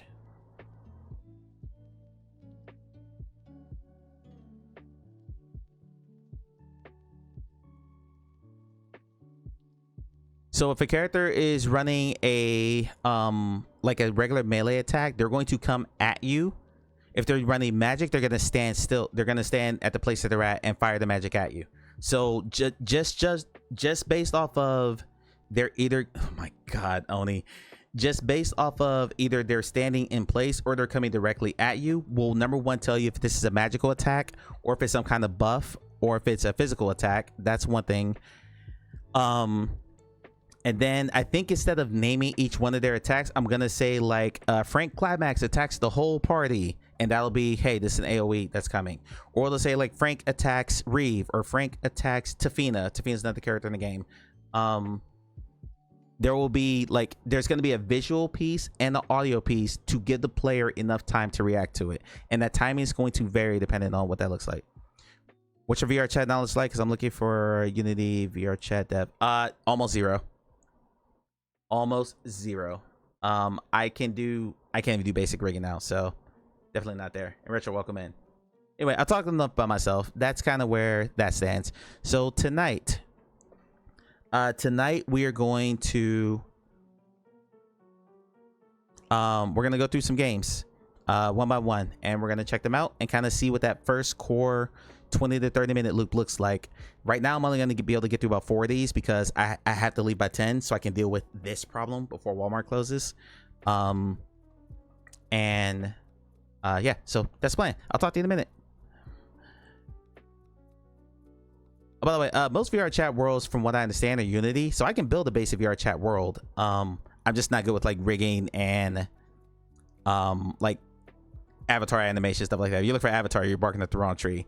If you look for world design, I could probably make something happen, but I can't design anything from scratch because I don't know Blender.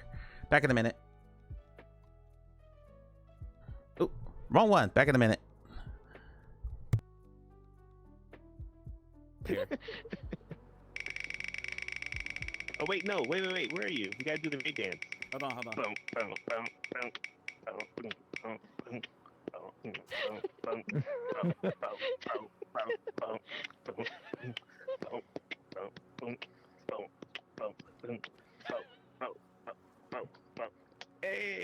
Oni says, why did they call it a man witch? Because the man couldn't bother to make the mince meat into a patty. Welcome in, Raiders. I mean, the Viking dances like I do because I can't dance, so I just like keep my feet in the same place and just move my arms. This is this Corvax is doing a Croy level dad dance. Don't try to hug me. Russ, if you didn't sound of my voice, Rummer Russ. So I need someone who's been in the Croy stream often to confirm this. Russ, pay attention to me. I can't answer that Barrico I have to do. Okay, you know what? It's fine. I just need someone to pull a clip of this. If someone could just go exclamation point clip.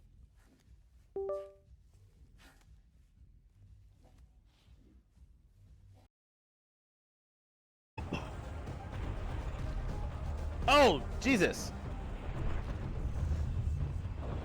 You threw the exploders in there. Threw the explodies in there. Okay. Okay, we got a anemone anomaly. Anemone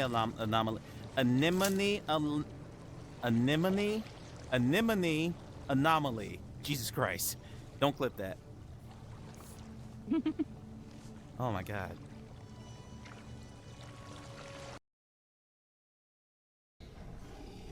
Okay, got lots of ammo.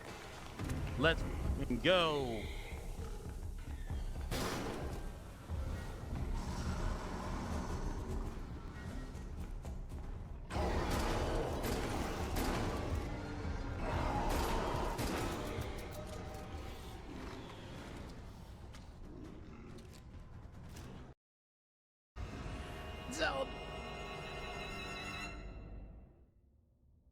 Whatever comes up. We take gaming very seriously here. We are never silly.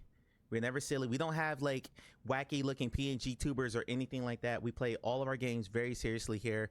Everything is about just serious, hardcore gaming. And if anyone could just make sure that Deep understands what kind of community we are, I would greatly appreciate it. Understood why they apologize for that, because I guess they feel like they owe their community something. I've never understood that. Like, your family should always come first, and you should never ever apologize for that. So yeah, stream's gonna be up in there for a few weeks. So please just be patient with me as I work through the process. I got a package over here, so I'll show you my package in a minute, but I'll show you the package I got in the mail in a minute. That's what I meant to. Perfect. All right. Get Faye in there. Am I in there? I I don't think I am. You take like one step backwards, you should be fine. One step backwards. Yep. And then duck How's your that? head. And then duck your head just a little bit. Perfect. Hold. Hold. Perfect. Thank you. Someone clip that, please. Exclamation point clip. Just so I can pull a screenshot of it later. Exclamation point clip, please. I'll take my shot. I could have put hair on my potato avatar, but you know what? I didn't because I wanted to be realistic. That looks a little weird shaking behind me, doesn't it? I probably should turn this off. It's a little awkward. Yeah, we're gonna turn that. Yeah, we're gonna turn that back off. I'm a potato. Oh my god! Oh my god! Hey, don't look at me. Don't mind me. We're just oh my god! Almost went in your mouth. Almost went in your mouth. Just a swinging here. We're just a swinging here. Hey, hey! Oh, there we go. There we go. That was amazing. One more weak point. Yeah. The head. Yep. Of course. Whoa, God, he's looking right at me. That's disturbing.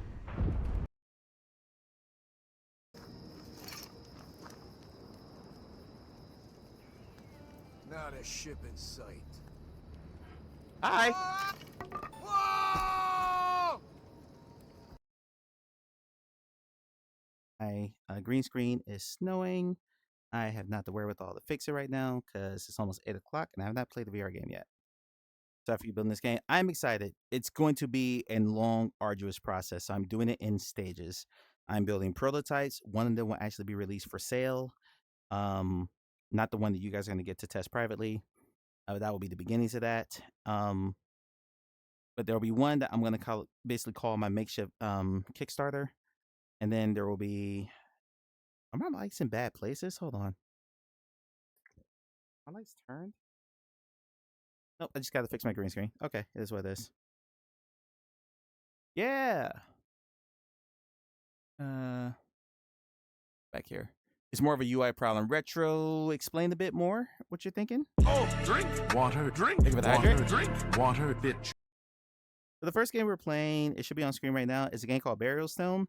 I played exactly 1 minute of this, and I don't know why I didn't play more, but a developer years and years ago I met through Croy sent this game to me, and I just have never gotten to it for one reason or another. At one point, he told me not to play it because he was working on an update for it, and then I honestly can't remember his name at this point, but we lost touch, and I haven't really done much with it. So I am told this game is turn-based, but even if it's not, we can evaluate that basically based off that article that we went through earlier. If the game gives you that satisfactory gameplay loop in the first however many minutes. There's a quest game we're going to try, but I'm going to have to switch setups for that, so we're going to do that one last. And these new headphones that I bought for my headset are a bit irritating just because of where the cord is. Also, it is thunderstorming, so there may be... I'm good. Off, I got a job. Or I'm waiting for my background check, but right now I tentatively have a job. I would start next week, so streams would change. I may end up taking a couple weeks off while I go through training, but of course stream schedule will change because it is a day job, so I won't be able to stream at 6. Thank you. I appreciate it. I literally, she could hear my voice cracking. My new, the district manager who hired me, she could hear my voice cracking when I was saying thank you. And she immediately shifted from like business HR mode. So here are your next steps. You're going to get an email into like really understanding like a human being. And I really appreciated that she took the time to like acknowledge that I was having a moment. Okay. It was called Burial Stone. I know next to nothing about this game.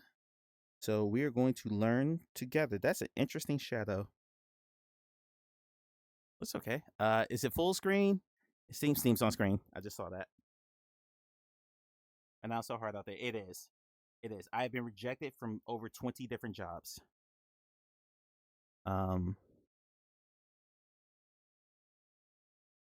So for various reasons. Didn't have the experience. I was too experienced. All kinds of different reasons. So adjust my VR height. Adjust the height of the camera base. I'm going to assume that's correct. We're going to turn the graphics down one level just to protect my PC.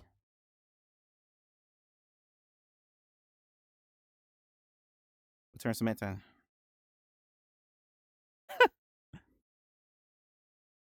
Great news from Amelia Faust. Tonight, the channel is celebrating Mike. Thank you. Thank you. I'm not going to benchmark. We're just going to go back. Thank you, awful. All right.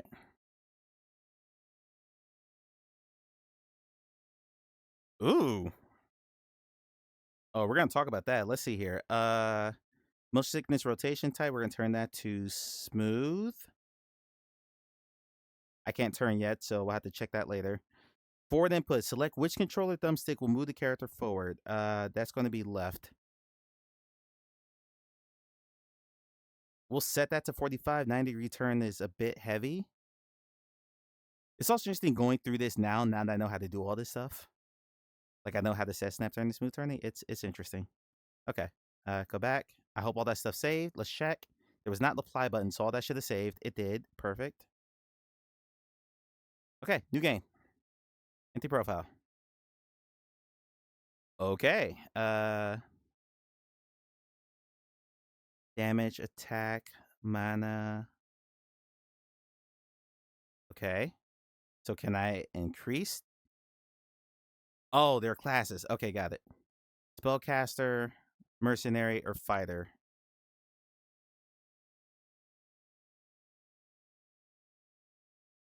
I get the feeling this is a D&D player. Strength, endurance, stamina, dex, intelligence, wisdom, talent, and charisma.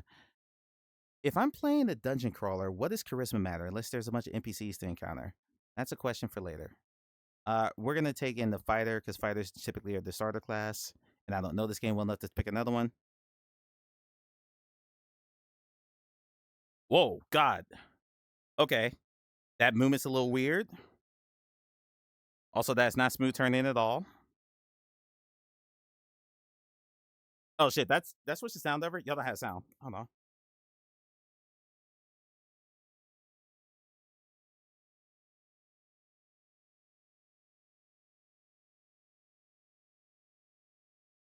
Yeah, I'm not sure, Oni. Y'all are not getting sound. Why are you not getting sound?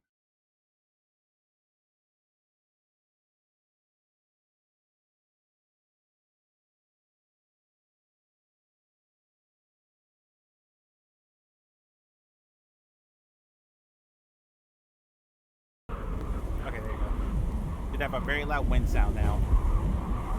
Mouse on the screen.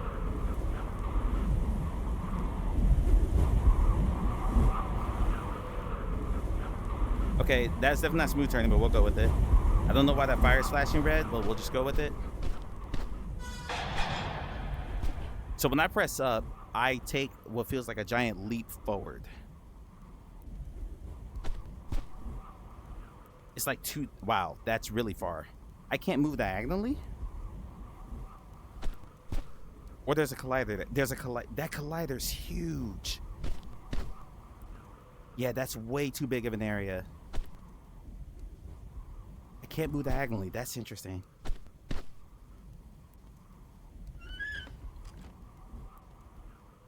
So I hit trigger to open the box. I didn't have to hit it. I'm okay with that. All this stuff in my inventory. Let's see. Hand axe. That's what I have in my hand right now. Sandals. Do I have sandals on? I'm assuming I have sandals on. I'm assuming I'm walking around naked.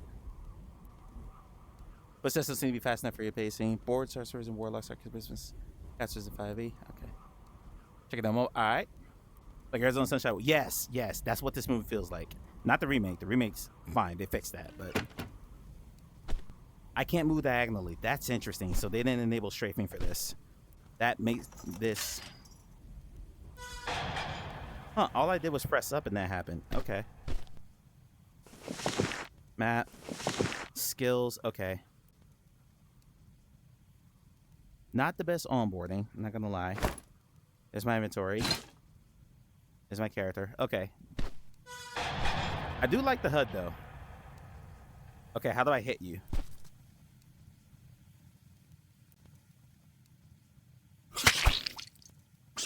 Oh, no.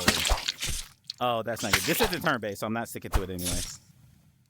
So I pointed, and the reticule... okay, that's... Did the flash... Yes, this one for Corey's Discord, correct. So I pointed at it from clear across the screen here. I can't move diagonally. Why can't I move diagonally? That's a good character model. That's a really good character model. Yes, it's that same death. And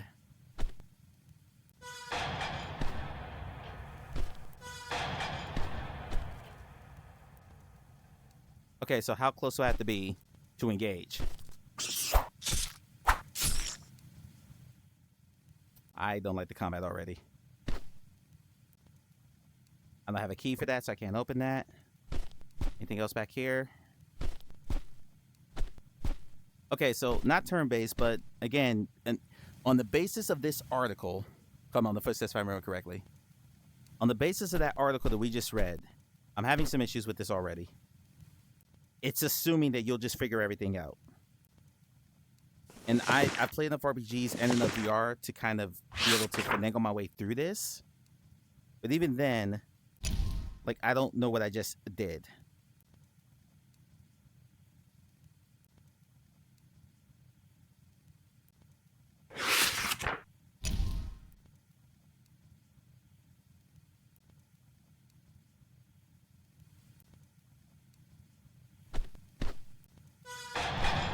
Well, technically, I'm only taking 2 footsteps, so in that respect, it's not bad. This looks like a trap.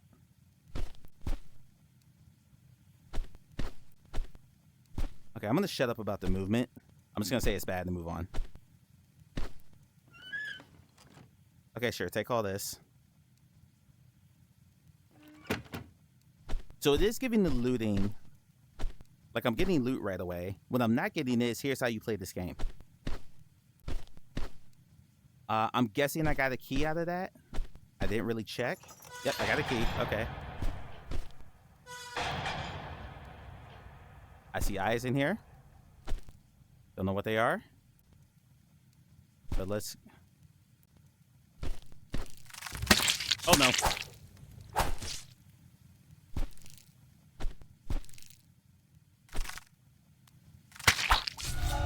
I have no idea what just happened. Okay.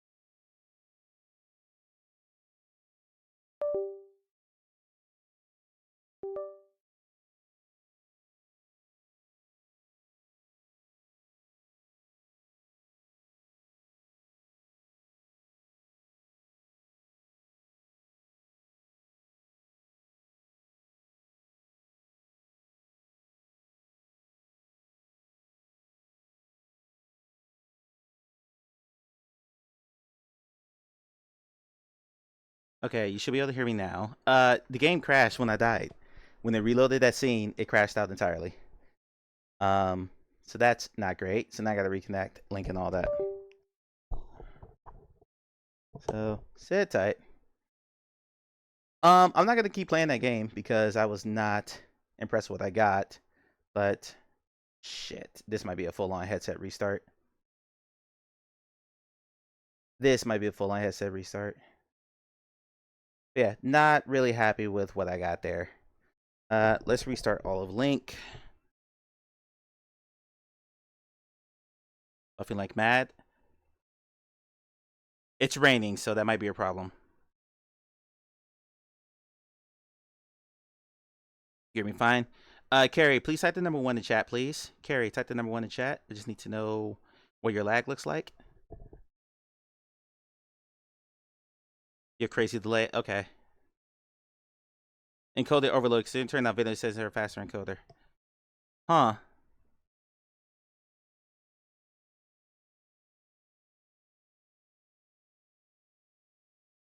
Okay.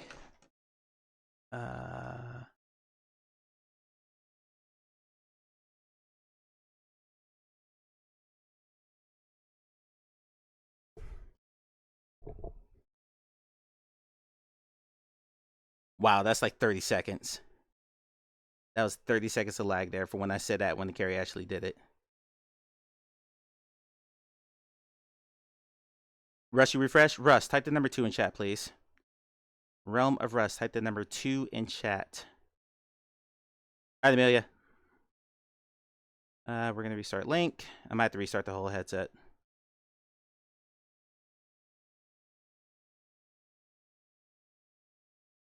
So just got an encoder error from 2. That's still about 30 seconds. Okay. That's not good. That's not good. So the scene load probably overloaded my entire encoder. And it messed up my headset too. So we got to restart the whole headset. All right. Let's restart the whole headset.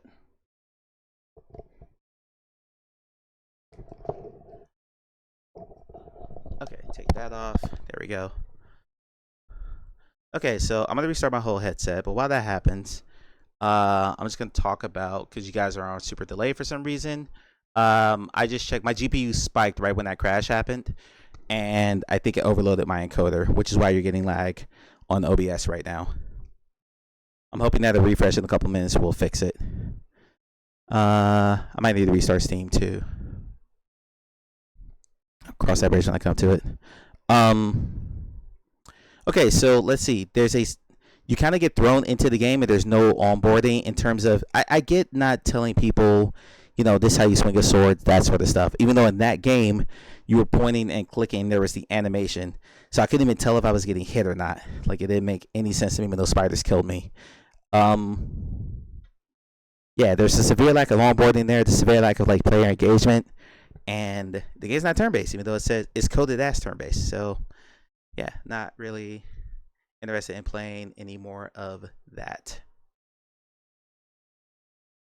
Sorry, I'm looking at the flies that are hanging on my ceiling. It feels like they're coming in through my air vent, which won't make any sense. All right, let's put this back on.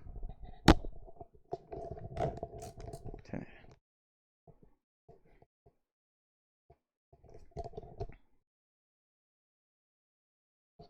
This reboot.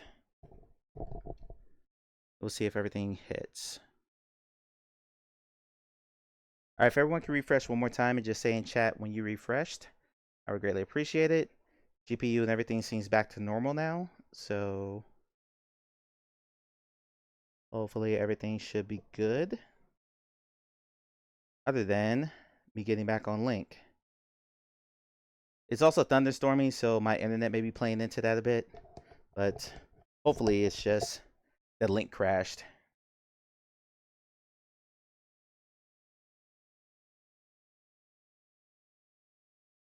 Okay, so we're back here.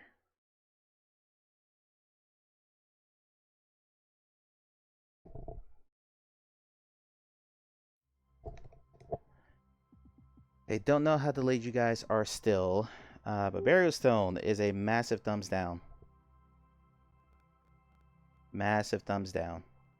All right, we're back here, so I should be able to switch to Best Mic again. At delay earlier, so maybe that's not seeing delay now when you talk. Okay. Mr. Caliman, let's do a number test with you. Mr. Caliman and Carrie, can you both please type the number 1 in chat? I'm sorry, Faye. My bad. I miss Caliman. Your names are same color. Faye and Carrie, please type the number 1 in chat, both of you. The number 1 in chat. Because I need to see how long your delay is. I might need to restart the stream.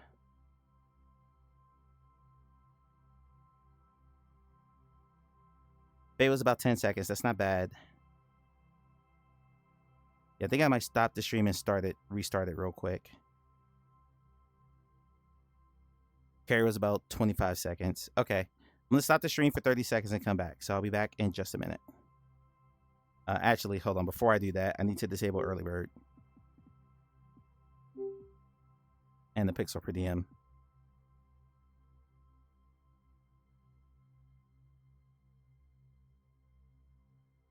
All right. Disable.